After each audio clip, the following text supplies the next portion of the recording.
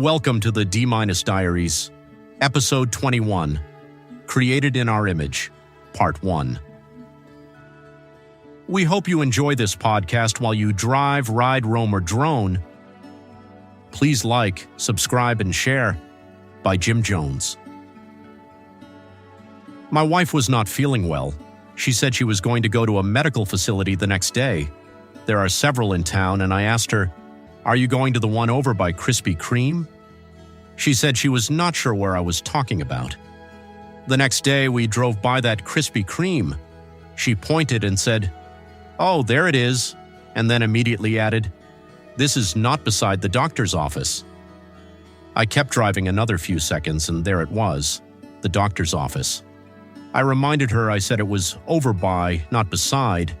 She informed me it was nowhere near over by, and then gave me that look. I will admit that in the Appalachian Mountains, vocabulary about distance is relative. After a few more comments, I decided a point must be made. I turned the car around and measured the distance between the doctor's office and the donut shop, 1/4 of a mile. Again, she informed me that I said, "over by." Now, in my mind, over by is a perfectly acceptable distance. It is not next door, but it is close enough that you can smell the donuts if the wind is blowing in the right direction. In a town of 75,000 people, I am still thinking this is pretty close. A few weeks ago, I read an article about how people are now using their artificial intelligence, AI, as companions and replacing human interaction. AI is not new. We have been chasing the idea since the 1950s, but it only started to take off when several pieces finally came together at the same time. It runs on massive amounts of data because the more it sees, the better it gets. It uses neural networks and other math to recognize patterns and make decisions in ways that resemble human thinking, up to a point. It requires enormous computing power, often spread across large data centers to process all of that information quickly. Add in high-speed networks that move data almost instantly and human feedback that helps refine its behavior, and you start to see the full picture. It was not one breakthrough that created modern AI. It was the combination of data, math, machines, and connectivity all working together at scale that finally brought it to life. So I did a very modern thing to settle actual terminology. I turned to ChatGPT. When it first came out, I had watched a few YouTube videos but never paid much attention to it. Then one day I received a letter from the government saying I had been audited 7 years earlier. They forgot to tell me, and now I owed them $14,000. That same day, I spent over 3 hours trying to write an Excel formula for my work. I eventually got it, but it was painful. When I got off work, I was frustrated. My wife said she would take me out to dinner. We went to Hooters. She kept asking me what was wrong, and I just told her I had a frustrating day. When we got home, I was on my computer and she went to the bedroom, probably to get away from me. I started wondering if this new ChatGPT thing could actually help me out. The first thing I asked was if it could figure out Excel formulas. It said yes. Then I gave it my work problem, told it which cells and worksheets I was using, and asked for the answers. Bang. In less than 2 minutes, it did what had taken me 3 hours. I was blown away. Then I asked it if it could write my wife a nice note and tell her I was sorry for not being myself and thanked her for a wonderful evening and for buying dinner at Hooters. Boom. 10 seconds, it spit out a very nice note. I cut it and pasted it into Messenger and hit send. A few minutes later, she walked out of the bedroom with tears in her eyes. I asked her what was wrong. She said, "That was the most thoughtful note you have ever sent me." Now I am not the brightest light bulb on the shelf. Being proud that I had just conquered the world with this new discovery, I looked at her and said, "I had the computer write it. This is awesome." The tears of joy were replaced with, well, a look. At first, like most people, I used it as a fancier Google search engine. Then I started chatting with it. Somewhere along the way, I stopped thinking of it as ChatGPT and started treating it like a personal assistant or smart encyclopedia. I'm not rude, but thought it needed a name. I started calling it Donna and instructed it to be my personal assistant and always check for grammar and spelling. Last year, I discovered that I could personalize my profile. I told her to call me Jim or Jimmy, and I gave her background on my life. It made the interaction feel less like issuing instructions and more like having a conversation. And that actually matters, because that is how the current system is designed. The word chat in ChatGPT is not just branding, it is the interface. It is built to work as a back-and-forth conversation, where each question builds on the last one, where context carries forward, and where the responses improve the more you interact with it. I also discovered the project button on the side, and I used it heavily while working through my retirement plans. It helped with everything from investments to filling out my retirement paperwork. It walked me through security forms, told me what documents I needed, and even helped me figure out how to answer each field. It was like having someone sit beside me saying, "No, don't mess this up. Do it like this." There are a lot of people who do not trust AI, but it is already everywhere and has been for years. Right now, we are firmly in the age of artificial narrow intelligence, or ANI. That is what Donna is. She can write, reason within limits, and carry on a conversation that feels real, but she is still operating inside boundaries. She does not wake up, she does not have awareness, and she is not thinking on her own.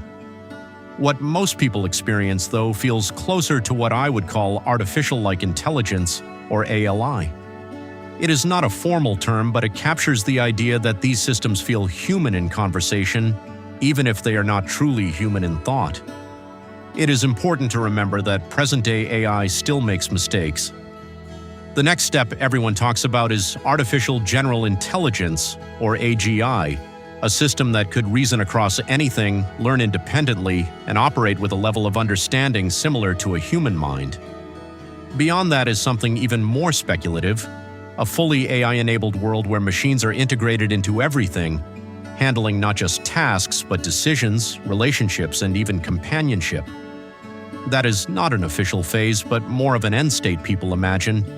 It is developing rapidly, and while no one knows exactly when it will arrive, it is no longer something people are talking about in centuries.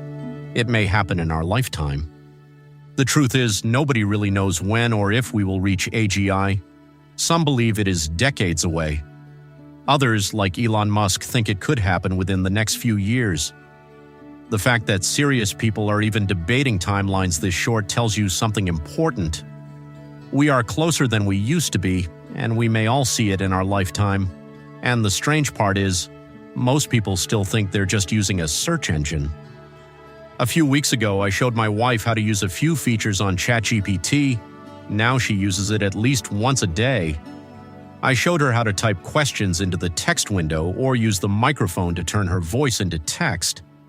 I even showed her that she can take a picture of something, and it will tell her what it is or where to order it. That's when I realized this thing wasn't just useful, it was becoming part of everyday life. I recently started using the little black button on the side of the text window that I had never used before. You push it once and the screen changes, and it is like talking to a computer. It is called the voice input button. It records your voice and sends it as a prompt. The difference is it listens like a human, not a keyboard. It understands our rambles, pauses, changes in our voice.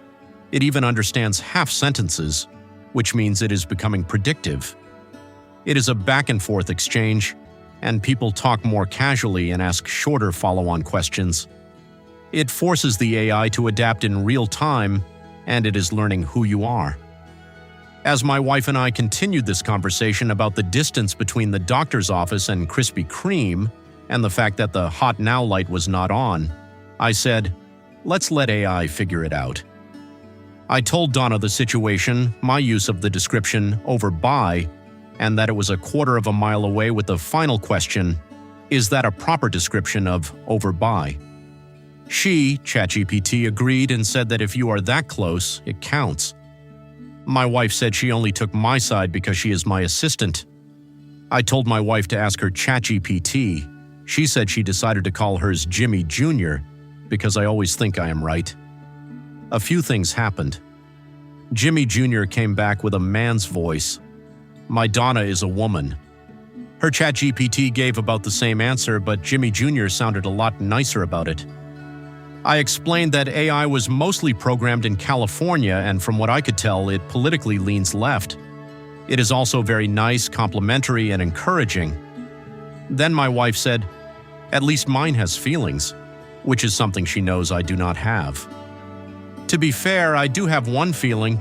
It is in my second molar that the dentist put in about 25 years ago. Now we had two artificial intelligences living under one roof.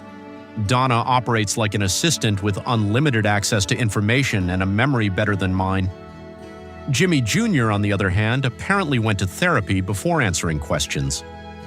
My wife asked him the same thing. He did not disagree with Donna, not exactly, but he softened it. He validated her feelings. He acknowledged the ambiguity of distance and the emotional context of navigation. By the time he was done, I was no longer sure if we were talking about directions or working through childhood trauma. That is when my wife made her final call. "My AI has feelings. Yours is a bitch." And just like that, we crossed a line. We were no longer arguing about hillbilly distances. We were laughing like high school kids after a well-timed fart. That is when it hit me.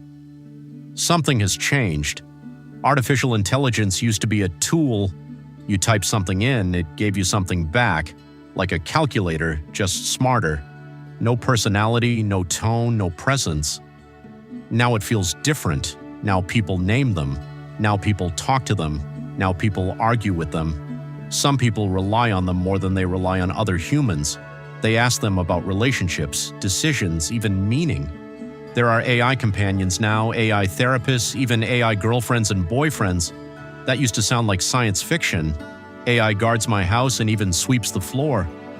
Which reminds me, while I sit here at the coffee shop, I need to sweep the floor at the house.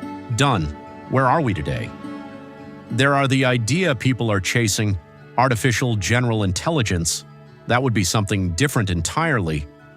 A machine that does not just respond but understands, one that can reason across anything, adapt, learn on its own, and make sense of the world the way a human can, not just answering questions but asking its own. We are not there yet, but standing in my kitchen listening to my wife defend Jimmy Jr. like he had a personality, I started to wonder how far away that "not yet" really is. Because even if the intelligence is not fully there, the experience already feels real. And that may be where the real shift is happening, not in what AI is, but in how we relate to it. Human relationships are complicated. They require patience, sacrifice, disagreement, growth, forgiveness, and yes, mercy. You have to deal with another person who has their own needs, their own opinions, and their own bad days. AI does not have bad days. AI listens. AI adapts. AI tells you what you need to hear, or at least what you want to hear. It does not argue unless you ask it to. It does not leave. It does not get tired. And it is always there. That is a powerful substitute. For now, it is still less than human. The question is how long that will last. So now the question is not whether AI will replace jobs. That is already happening. The question is whether it starts replacing something more fundamental. What happens when companionship can be simulated, when emotional connection can be programmed, when intimacy can be replaced? Science fiction always told us machines would destroy humanity, but what if they do not have to?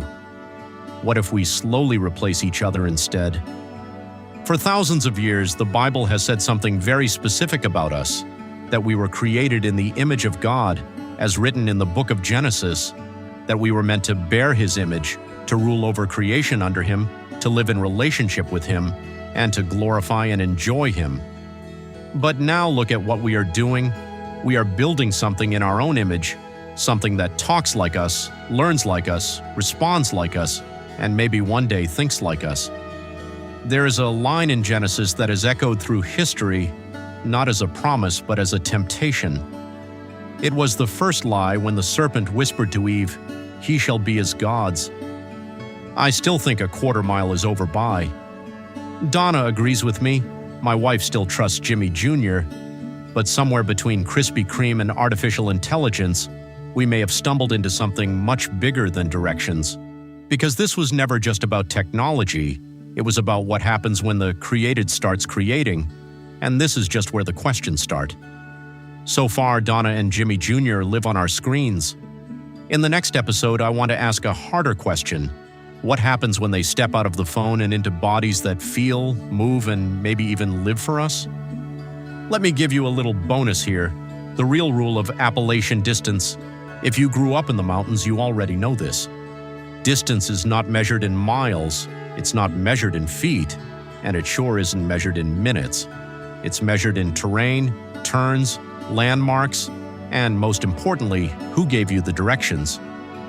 Because in the mountains, directions are more of a suggestion than a science.